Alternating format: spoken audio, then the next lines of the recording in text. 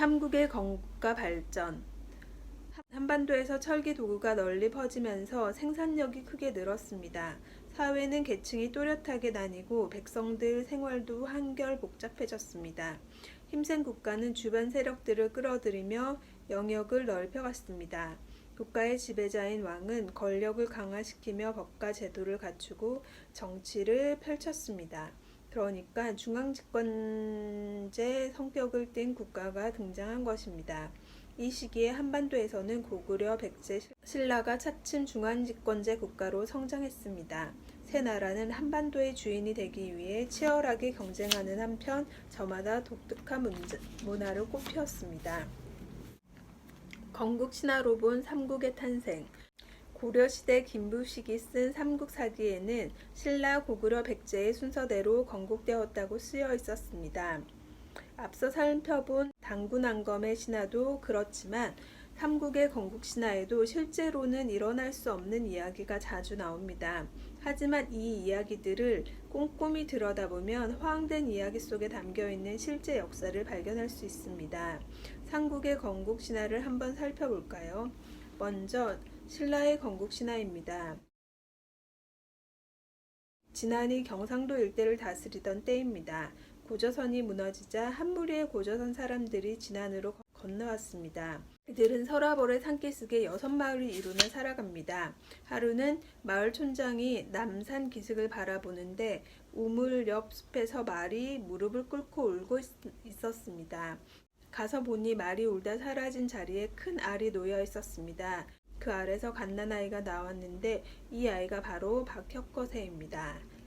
박혁거새는 10살 무렵에 이미 재주가 빼어나고 행동거지가 어른스러웠습니다.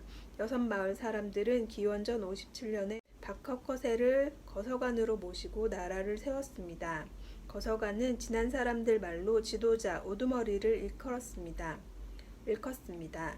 이들은 서라벌을 도읍으로 정했으며 나라 이름도 서라벌이라고 붙였습니다. 고구려의 건국신화는 동부여에서 시작합니다. 하루는 하늘의 신인 해모수가 물의 신인 하백의 딸 유아를 깨워 사랑을 나눴습니다. 이 일로 유아는 아이를 낳는데 놀랍게도 알을 낳았습니다. 동부여의 금화왕은 나라에 좋지 않은 징조라고 여기고 알을 내다버리게 했습니다. 하지만 짐승들은 알을 피하고 새는 알을 품어 보호했습니다. 억지로 깨트리려 했지만 어찌나 단단한지 깨지지도 않았습니다. 결국 금화왕은 유하에게 알을 돌려주었고 얼마 뒤에 남자아이가 알에서 나왔습니다. 바로 주몽입니다. 주몽은 자라면서 날로 뛰어난 재주를 갖추어 갔습니다.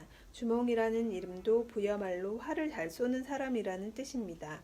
그러자 동부여의 7 왕자들이 주몽의 재주를 시기하여 죽이려 했습니다. 주몽은 자기를 따르는 친구들과 남쪽으로 도망갔습니다. 졸본 지역에 다다른 주몽은 기원전 37년에 고구려를 세우고 동명성왕이 되었습니다. 백제의 건국신화는 여러모로 고구려와 이어져 있습니다.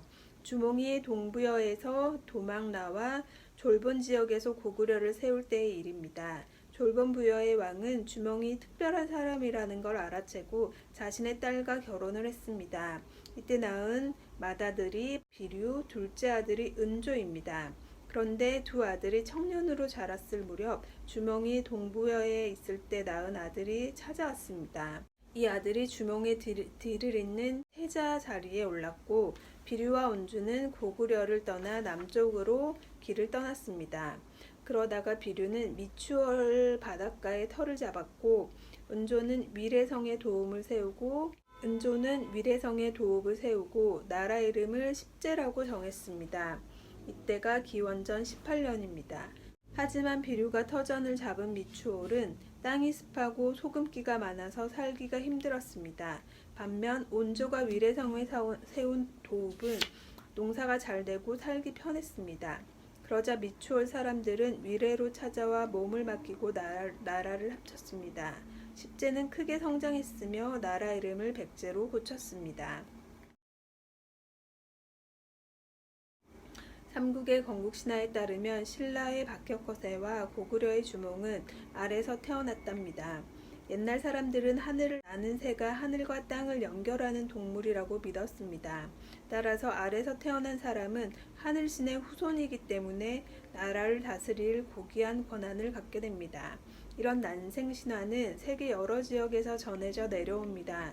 사람들은 이런 신화를 통해 자기 나라가 하늘의 보호를 받는다고 믿고 또 다른 세력에 비해 빼어난 나라임을 확인하고자 했을 것입니다. 삼국의 건국 신화에 등장하는 신은 단군 신화에 비해 역할이 크지 않습니다. 심지어 백제의 건국 신화에는 신이 등장하지 않습니다. 그 대신 국가를 세운 세력과 지도자가 그 자리를 차지합니다.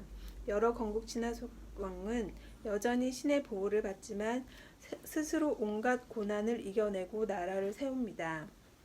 그러니까 삼국의 건국 신화는 왕이 현실에서 강력한 힘으로 나라를 세운 영웅으로 그려냈던 것입니다. 이제 삼국이 어떻게 국가를 성장시켰는지 좀 더 살펴볼까요?